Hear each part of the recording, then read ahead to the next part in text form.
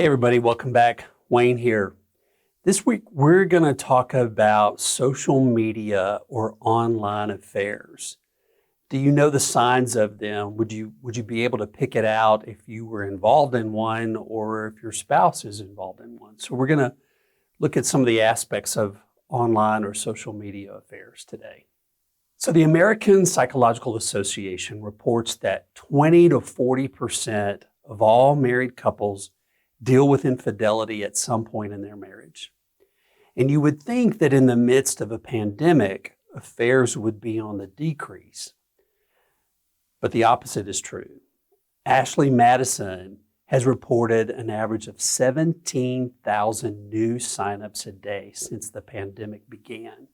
And that's compared to just over 15,000 a day on average in 2019. They also report that about 30% of those new signups are married women. Ashley Madison is not alone. OkCupid reports a 10% increase, and Bumble reports about an 84% increase in their in-app video and chat services. These numbers are pretty staggering, and if you find yourself in one of those demographics, I want you to know, number one, I am really sorry, but I also want you to know that there is hope. Additionally, there's an attorney by the name of James Sexton who wrote the book, If You're in My Office, It's Already Too Late. He claims that social media is one of the major components of divorces in the United States today. And Esther Perel says that the digital universe offers unparalleled opportunities to reconnect with people who exited our lives many years ago. Never before have we had so much access to exes and so much fodder for our curiosity. And we've all asked the question, whatever happened to so-and-so? I wonder if she ever got married, or is he still as cute or as handsome as he was back in high school? And truthfully, the answers are usually just a click away. Anyone that's ever been through infidelity will tell you it is devastating. So what makes us vulnerable to online affairs and social media relationships? Well, there's several factors. And the first one is quick response. It's that instant gratification of online access that allows rapid reinforcement of that behavior, which causes our emotions to drive the process rather than our intellectual or thinking or rational self. The other thing is accessibility.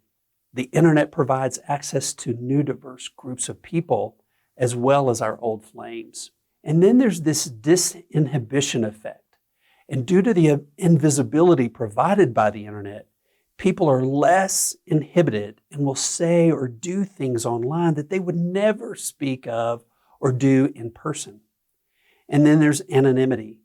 And not being known by the other party allows an individual to kind of role play whatever personality they can imagine. And it is a really powerful drug to have others respond to you as the person you've always wanted to be. And if it's not hurting anyone, then there's no harm, right? The fact that it seems to be no apparent cost associated with the behavior, either financially or relationally, makes it more acceptable, or at least seemingly so. And then there's this illusion of secrecy. And this allows for my own self-gratification. No one will ever know I'm living a secret life and fulfilling my fantasies while living as a married person. And then there's escapism. The fact that one can seemingly escape the responsibility of real life, like bills and mood swings and deadlines and mortgages, etc., provides this context of fantasy and escapism. In addition to those vulnerabilities, I'd like you to consider that there may be a problem with your online relationship if you hesitate before friending that person, knowing your spouse would not approve of your connection with that relationship. Or if you're constantly preoccupied with this person when your spouse or your children are around, and getting away from your computer or any kind of mobile device stresses you out as you fear you're going to be missing out on something with this new friend that you have. Or if you share more with your online friend than you do with your mate. Another thing to consider is, do you lock your mobile device down, your computer, your phone, at all times to avoid your spouse seeing any communication between the two of you? And sometimes meeting face-to-face seems like a better idea than talking online. And time spent with your online friends seems to exceed time spent with your family or even work. And also wondering what your friend is doing becomes your primary pastime. Another thing to consider, if either of you have ever said, maybe this is inappropriate, we need to slow down. I'll just tell you, when that happens, you don't need to cut back, you need to cut it off. Because quite likely you're becoming addicted to that person or the feeling that that person provides. Or last, interest in your friend exceeds the interest in your spouse or your mate. Those are just some of the vulnerabilities that I'd like you to consider, that you might have a problem if you've thought or said or done any of those things that I just listed. And it's not an exhaustive list. There may be other things, but just some things that we see pretty frequently, pretty commonly in our offices. And if an online relationship has become a problem for you, here are some things that I'd like you to consider maybe you can do. Number one is, do what is necessary to terminate the relationship or the behavior. Usually, the gradual process is of no use at all. You really do have to cut it off. And if you can't stop it, then get some help, either from a professional counselor, a trusted friend, a pastor, a priest, 12-step work, something. Do whatever it takes to get disentangled from this online affair. And then do the work to discover what it was that made you vulnerable to that in the first place. Then I'd encourage you to tell your spouse what's going on, but don't blame them. Remember, bad marriages aren't the cause. We have to take personal responsibility.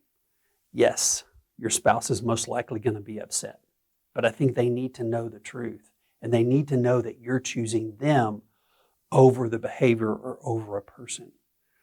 Learning how to recover from an affair means being honest with yourself first, and then with your spouse, even if it's just an online relationship. And I would encourage you to come clean on your own. Disclosure is much better than discovery. I've never had a betrayed spouse tell me anything different. Work on healing and growing your marriage from an expert who can help you repair the damage caused. Remember, we are all capable of secrets and affairs. You need to put good, healthy boundaries in place for yourself. If you are in a committed relationship, don't flirt with others. Yeah, it can stroke your ego like nothing else, but it can destroy your marriage in the process as well. And in this digital world, be willing to hit the unfriend button if that relationship is moving into dangerous territory. Also, be absolutely transparent with your spouse about everything. Be honest about who you are and who you're communicating with.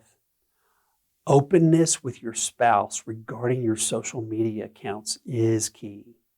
And for those of you who are in recovery, it's essential that your spouse have all your passwords and ability to see all your social media activity. And finally, work on your marriage. Never, ever take it for granted. Even good marriages may be in trouble because of boredom or loneliness, busyness, that's a big one, craving for romance, or just plain old curiosity. I believe that if couples would bring just a fraction of the attention and the lightheartedness that they bring to the affair, their marriage would feel completely different in just a matter of a few short weeks or months. If your marriage is in trouble and you've had an affair, online or otherwise, I'd like you to consider the Hope for Healing course. You'll get expert help, you'll get community, and a roadmap. Check it out on the Affair Recovery website under the Programs tab. Our success rate over the last decade is that 3 out of 4 marriages remain together, and most report having a better marriage than they ever had before.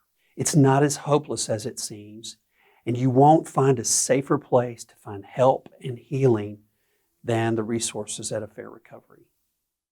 So thanks so much for joining me again this week. It's always good to be here to share with you. Know that we're here to support you and help you both in any way that we can. Thanks so much. Stay healthy, and I'll be back again next week.